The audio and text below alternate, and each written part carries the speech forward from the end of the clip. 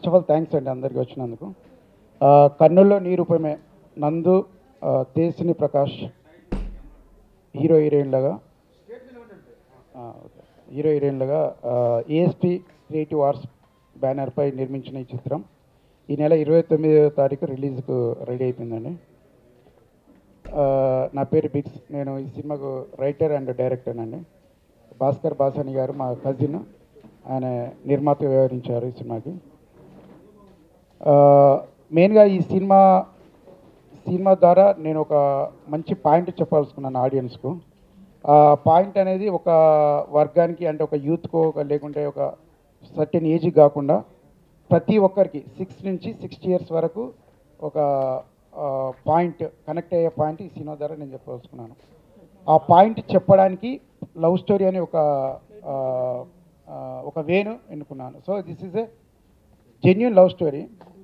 ఈ love story use చేసుకొని నేను అందరికీ ఒక మంచి పాయింట్ చెప్పడానికి చేసిన ప్రయత్నం కన్నుల నిరూపమే.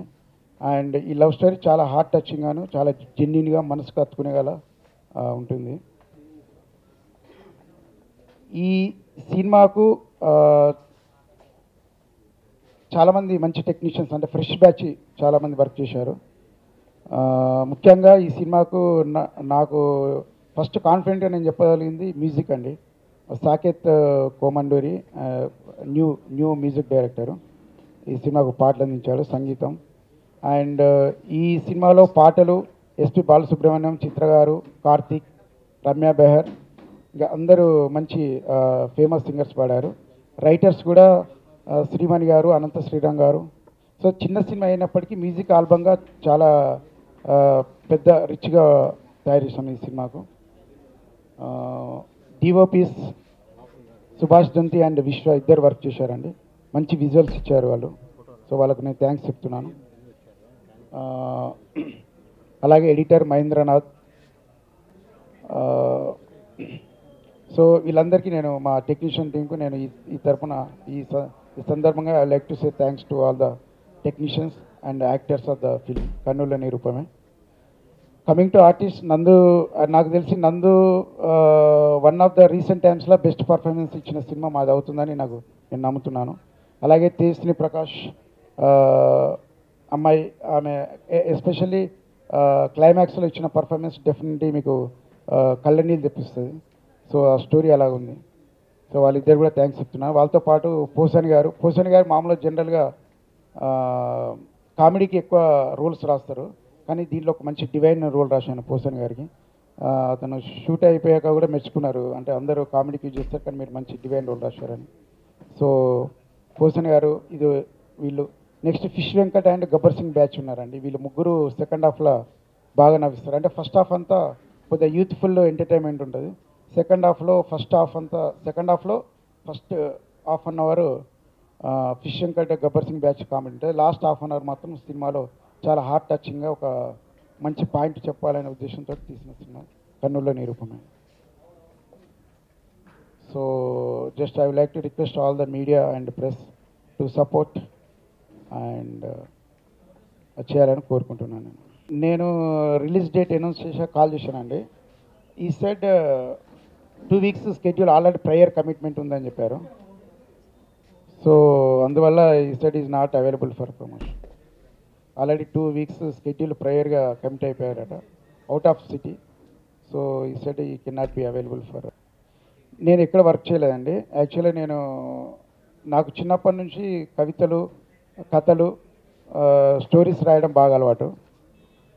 సో ఆ విధంగా నేను బాగా డెవలప్ చేసుకున్నాను. అంటే డైరెక్టర్ కావాలి, రైటర్ కావాలని బాగా చిన్నప్పటి నుంచి కోరిక. కానీ ఆ స్టేజ్లో నేను సినిమా ఇండస్ట్రీకి రాలేక ఫస్ట్ చదువుకొని లండన్కి వెళ్ళేసి అక్కడ నేను సాఫ్ట్వేర్ జాబ్ చేసేసి కొద్దిగా సెటిల్ అయ్యాక వద్దామని చెప్పేసి ఇప్పుడు నేను this is the right time అని చెప్పేసి నేనే కథ రాసుకొని స్క్రిప్ట్ రాసుకొని వచ్చి సినిమా స్టార్ట్ చేయడం జరిగింది. ఇక నాకు ఎవరు తెలియదు, యాక్చువల్లీ ఇండస్ట్రీలో ఒక్కరు కూడా తెలియదు. ఈవెన్ నేను ఇక్కడికి వచ్చాక సినిమా ఎట్లా స్టార్ట్ చేయాలో, ఎక్కడ మొదలు పెట్టాలో, where to start, how to start, I don't know at all. కానీ నాకు మ్యూజిక్ పరంగా నేను కథ రాసుకునేటప్పుడు కొద్దిగా ప్యాషన్ నాకు మ్యూజిక్ అంటే స్పెషల్గా. సో నేను కొద్దిగా మ్యూజిక్ డైరెక్టర్ ఫస్ట్ ప్రిఫరెన్స్, అంటే మంచి మ్యూజిక్ డైరెక్టర్ తీసుకోవాలనుకున్నాను. అప్పుడు నాకు మ్యూజిక్ డైరెక్టర్స్ కూడా నాకు ఎవరికి తెలియదు. సో నేను ఫేస్బుక్లో మెసేజ్ పెట్టాను. సో నాకు ఫస్ట్ ఈ సినిమాకు నేను ఫామ్ చేసుకున్న ఫస్ట్ టీం మెంబర్ మా మ్యూజిక్ డైరెక్టర్ ఈ సినిమాకు. అది కూడా జస్ట్ త్రూ ఫేస్బుక్ ద్వారా పరిచయం అయ్యేసి అతను తీసుకున్న మ్యూజిక్ డైరెక్టర్ ద్వారా మిగతా నందు హీరోయిన్ వీళ్ళందరినీ పరిచయం చేసుకుని అట్లా సినిమా స్టార్ట్ అయింది. నా పేరు యాక్చువల్గా భిక్షపతి అండి. నేను ఫారిన్లో ఉండడం వల్ల అందరూ అక్కడ పిలవరాక బిక్స్ బిక్స్ అన్నారు. అట్లా అలవాటు అయిపోయింది అంతే. అక్కడ వాళ్ళకు ఫారినర్స్కు ఫుల్ నేమ్ పలకడం రాక వాళ్ళు షార్ట్ కట్ బిక్స్ బిక్స్ అనేది అది అందరు ఇంకా యూజ్ చేయడం అట్లా 7-8 years నుంచి అలవాటు అయిపోయింది. మెయిన్గా ఏంటంటే ఇది హీరో మామూలుగా బీటెక్ అయిపోయి జాబ్ కోసం వెళ్తుంటాడు, హీరోయిన్ పీజీ చేస్తుంటాడు. సో వాళ్ళిద్దరి మధ్య లవ్ స్టోరీ. అంటే నేను ఒక పాయింట్ చెప్పాల్సిన ఏంటంటే life has to move on irrespective of your situations. అంటే కొందరికి ఫైనాన్స్ ప్రాబ్లమ్స్ రావచ్చు, కొందరికి లవ్ ప్రాబ్లమ్స్ రావచ్చు, కొందరికి పేరెంట్స్ ప్రాబ్లం రావచ్చు, ఏదో ఒక ప్రాబ్లం రావచ్చు. ప్రతి ఒక్కరికి ఏదో ప్రాబ్లం రావచ్చు. ఏ సమస్యలు ఉన్నా మనిషి కృంగిపోకుండా life has to you have to move your life అని చెప్పడానికి నేను సినిమా తీయడంలో ఉద్దేశం అది. ఆ పాయింట్ చెప్పడానికి ఒక లవ్ స్టోరీని నేను ఎన్నుకున్నాను. లవ్ స్టోరీ ద్వారా ఆ పాయింట్ చెప్పాను.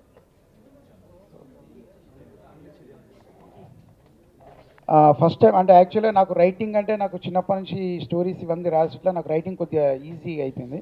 బట్ డైరెక్షన్ అనేది నేను లైట్గా నాకు థియరీ కోర్సు నేర్చుకున్న తప్ప నేను ఎవరి దగ్గర పని చేయలేదు. సో నా సినిమాలో నేను చేసింది బేసిక్ మేకింగ్. డెఫినెట్గా మిస్టేక్స్ ఉంటాయి, అది చెప్పేస్తాను.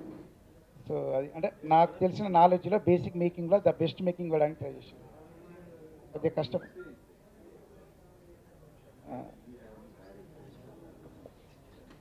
బ్యాడ్ ఎక్స్పీరియన్సెస్ అంటే బ్యాడ్ ఎక్స్పీరియన్సెస్ ఏమలేండి. కాకపోతే అంటే అందరి సినిమాలకు ఉన్నట్టు నాకు కొన్ని చిన్న చిన్న ఇష్యూస్ తప్పితే there are no any major bad experiences this film for me. అంటే యా లవ్ బియాండ్ లైఫ్ అంటే యాక్చువల్ ఏంటంటే నా ఉద్దేశం ఏంటంటే ప్రేమ అంటే ఇప్పుడు ప్రేమ కోసం మనం చనిపోవడం కానీ లేకుంటే ఏదైనా ఒక సిచ్యువేషన్ లైఫ్ను మనం ప్రేమ కోసం పాడు చేసుకోవాల్సిన అవసరం లేదు. జీవితం ప్రేమ రెండు మనం పక్క పక్కన పెట్టుకుంటే ఏది గొప్ప ఏది శాస్త్రం అంటే రెండు గొప్ప అని నా ఫీలింగ్. లవ్ కోసం జీవితం పాడు చేసుకోవద్దు, జీవితం కోసం లవ్ రెండు అంటే అది పాయింట్ సినిమా చూసిన తర్వాత మీకు క్లారిటీగా వచ్చేస్తుంది. సో అది చెప్పడానికి నా పాయింట్ చెప్పడానికి cinema main intention. First of all నేను చెప్పాల్సిన పాయింట్ అందరికి కనెక్ట్ అవుతుందని నా నమ్మకం. సెకండ్ పాయింట్ వచ్చేసి వాళ్ళ హీరో హీరోయిన్స్ యాక్టింగ్. ఈ రెండింటికన్నా ముఖ్యంగా music is the highlight of our movie అని నా ఫీలింగ్. చూద్దాం వాట్ ఆడియన్స్ విల్స్. యా యాక్చువల్గా ఏంటంటే కొన్ని అంటే నేను సినిమా చూసుకున్నాక కొన్ని చిన్న చేంజెస్ కావాలని నాకు అనిపించింది. ఎందుకంటే ఎక్స్పీరియన్స్ లేకపోవడం వల్ల ఇంకొద్దిగా బెటర్ చేయాలని చెప్పేసి కొన్ని రీషూట్లు పెట్టుకున్నాను. ఇంకా ఆ తర్వాత కొద్దిగా రిలీజ్ చేయడం కోసం కొద్దిగా కష్టపడాల్సి వచ్చింది. నాకు పెద్ద ఎవరు తెలియదు. సో దానివల్ల రిలీజ్కి ప్రాబ్లం అయింది. కానీ లాస్ట్ మూమెంట్లో మా పిఆర్ఓ ఇంతలో ప్రొడ్యూసర్ రామ్మోహన్ గారిని పరిచయం చేశారు. సో ఆయన సినిమా చూశారు. దెన్ అతను వచ్చేసి మేము రీసెంట్గా రిలీజ్ చేశాం కదా, మాకు కొద్దిగా ఎక్స్పీరియన్స్ ఉంది, so we will help you అని నాకు కొద్దిగా ముందుకొచ్చారు హెల్ప్ చేయడానికి. సో ఈ సందర్భంలో I would like to say thanks to Rammohan Rao garu. ఆయన అంటే కొత్తలకు ఎవరైనా ఆయన ఎక్స్పీరియన్స్ని ఉపయోగించి కొత్తలకు హెల్ప్ చేద్దామని ఆయన థాట్ ప్రాసెస్లో ఉన్నారు. So I hope you will continue this. తెలీదు, ఓన్లీ సినిమా మాత్రం చూసా. కానీ ప్రతి క్షణం నాకు ఇమోషనల్గా ఫైనాన్స్ పరంగా అన్నిటి పరంగా దగ్గరుండి నన్ను ఎంకరేజ్ చేసిన మా ఫాదర్కి నేను కృతజ్ఞత చెప్తున్నా. My father is my hero. ఇక్కడే ఉన్నాడు మా ఫాదర్ రానా. అంటే ఈ సినిమా తీద్దాం అనుకున్నప్పుడు ఇన్వెస్ట్మెంట్ నా దగ్గర మొత్తం లేదు. అప్పుడు భాస్కర్ బాస్ అని మా కజిన్ వచ్చారు ముందుకు. సో అతనికి నేను మెయిన్గా థ్యాంక్స్ చెప్పాలి. So he has cooperated my lot in related finance.